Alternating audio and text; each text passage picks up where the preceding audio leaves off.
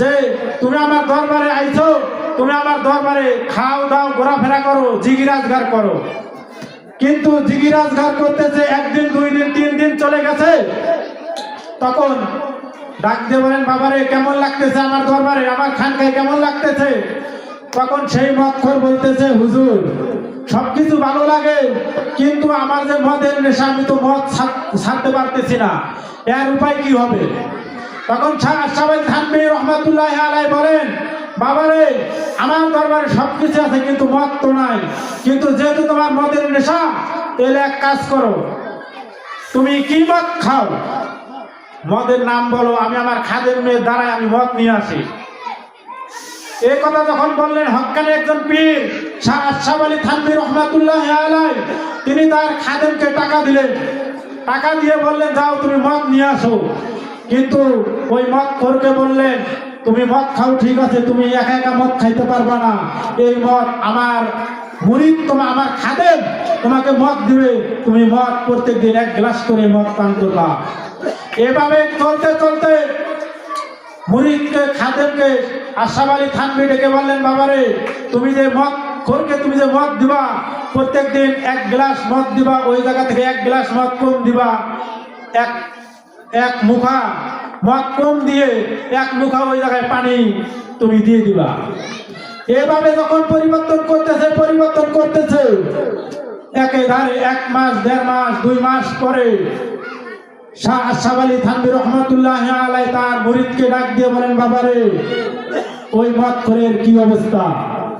তখন শাহ আশরাফ আলী থানভী রহমাতুল্লাহি আলাইহির মুরিদ ডাক দিয়ে বলেন হুজুর আজ থেকে ৩-৪ দিন যাবত এই মদখোর আর মদ পান করে না, সে ৩-৪ দিন যাবত পানি পান করতেছে। সুবহানাল্লাহ বলেন।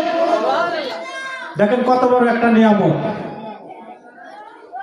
এখন হঠাৎ করে একদিন শাহ আশরাফ আলী থানভী রহমাতুল্লাহি আলাইহি ওই মদখোর মুরিদকে ডাক দিয়ে বলেন বাবারে তুমি তো অনেক দিন যাবত আমাদের খানকায় আসলা, জিগিরাজগার করলা, তালিম তালকিন করলা, ঘোরাফেরা করলা, তো তোমার কেমন লাগতেছে? ওই মদখোর বলতেছে হুজুর আমার তো সবকিছুই ভালো লাগে, জিগিরও ভালো লাগে, তালকিনও ভালো লাগে, সবকিছুই ভালো লাগে, কিন্তু হুজুর আমি যে মদ পান করি মদ তো ছাড়তে পারতেছি না। তখন আশরাফ আলী থানভী রহমাতুল্লাহি আলাইহি বলেন বাবারে তুমি এমন এক দরবারে আইছো, এটা আল্লাহ ওয়ালার দরবার, এই দরবারে মদখোর অবস্থায় থাকবে এটা হতে পারে না। তুমি আজ থেকে ৩-৪ দিন যাবো খালি শুধু পানি খাইতেছো, তুমি শুধু খালি পানি খাইতেছো। সুবহানাল্লাহ বলেন। তোমার আর মদের নেশা নেই। তখন মদখোর বলতেছে তাই নাকি হুজুর, এখন থেকে আমার পানি খাইলে কি আমার মদের পিপাসা মিটে যাবে? তখন আশরাফ আলী থানভী রহমাতুল্লাহি আলাইহি বললেন হ্যাঁ মদখোর ঠিক, তুমি আজ থেকে শুধু মদের পরিবর্তে তুমি এক গ্লাস করে পানি খাবা, তাই তোমার মদের যে নেশাটা পানি খাইলে ওই নেশা তোমার পূরণ হয়ে যাবে। এই কথা শুনতে পেরে মদখোর শুধু খালি পানি খায় আর বলে এত সুন্দর দরবার মুরিদ হয় নাই, মুরিদ হওয়ার আগের ঘটনা। তখন সেই মদখোর বলতেছে হুজুর আমি আর কোথাও যাব না, আমাকে আপনি এখানে মুরিদ বানিয়ে দেন। সুবহানাল্লাহ বলে। সেই জন্য ভালো লোকের সাথে যদি আপনি সঙ্গ দেন, আপনি যদি ভণ্ড থাকেন, যদি আপনি ভালো লোকের সঙ্গ দেন আপনি একা একাই ভালো লোকের সাথে নেককার হয়ে যাবেন। সুবহানাল্লাহ বলে। এটাকে আপনাদের বিশ্বাস হয়?